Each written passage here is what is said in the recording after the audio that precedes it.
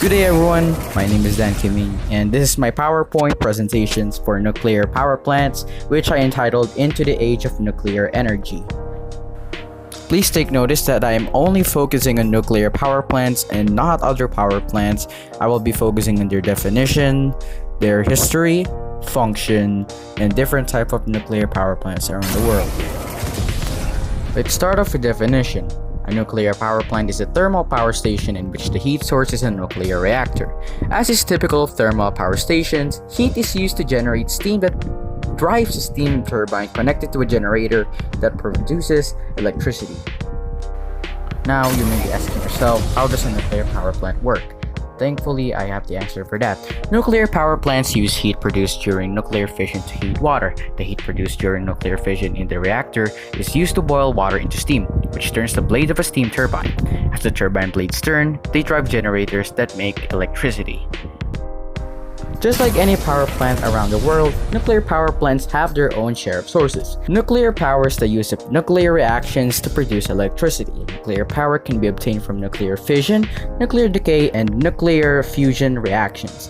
Presently, the vast majority of electricity from nuclear power is produced by nuclear fission of uranium and plutonium in nuclear power plants. Nuclear decay processes are used in niche applications such as radioisotope thermoelectric generators in some space probes such as Voyager 2.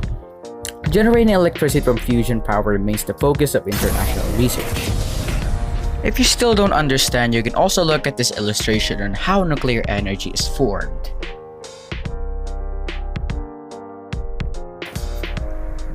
During nuclear power creation, there are four processes in generating nuclear energy.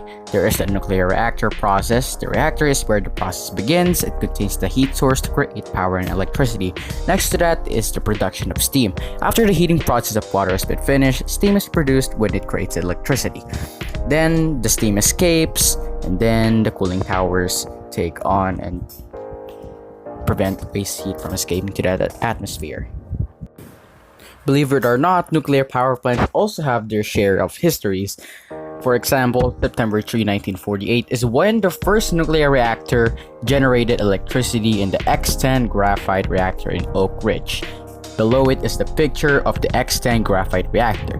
Then in December 20, 1951, the second but larger experiment occurred in the EBR-1 experimental station in Idaho, Arco. You can see it in the picture below that is the EBR-I or 1 experimental station. Then in June 27, 1954, the world's first nuclear power station to generate electricity from a power grid, the Obninsk nuclear power plant started operations in Obninsk of the Soviet Union. Sukabiat. October 17, 1956, the world's first scale power station opened in Solar Calder Hall in United Kingdom.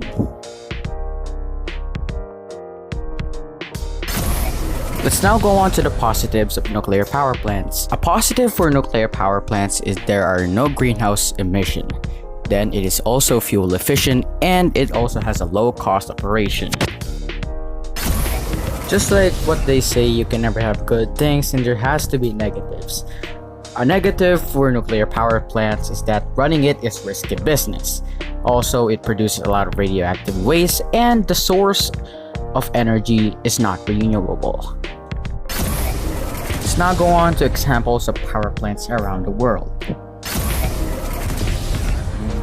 Let's get on to the first, which is the Kashiwazaki Kariwa nuclear power station in Japan. This is the largest nuclear power station in the world, which started in 1980.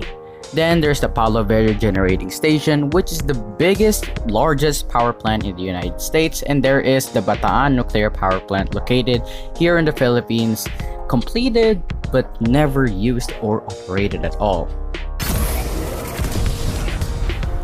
I think you have been familiarized about the Chernobyl incident. It is the accident of a power plant blowing up, which is in the Soviet Union, and then it left like a ghost town, radioactive and unsafe to live at, and it would be habitant and would be livable,